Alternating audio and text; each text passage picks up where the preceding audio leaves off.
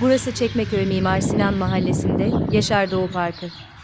Yıllardır çocukların oynadığı, yaşlıların dinlendiği, ailelerin nefes aldığı bir yaşam alanıydı.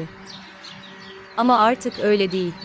Çünkü bu parkta son aylarda yaklaşık 40 yetişkin ağaç kurudu. Sessizce. Kimse müdahale etmedi.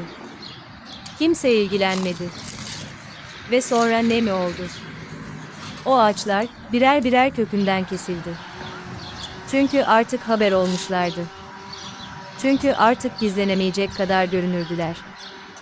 Oysa bu ağaçlar aylardır sessizce yardım istiyordu.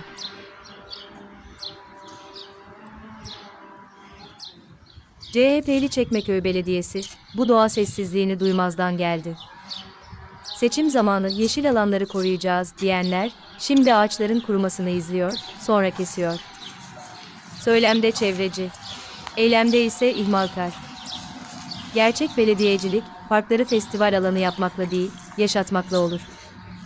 Ağaçlar yok edildi. Gölgesi, hatırası, nefesi. Hepsi bir günde silindi. Sayın Orhan Çerkez, sizi artık magazin projelerden değil, parkların gerçek yüzünden haberdar olmaya davet ediyoruz. Çekmeköy halkı soruyor, doğaya bu kadar kolay mı ihanet edilir?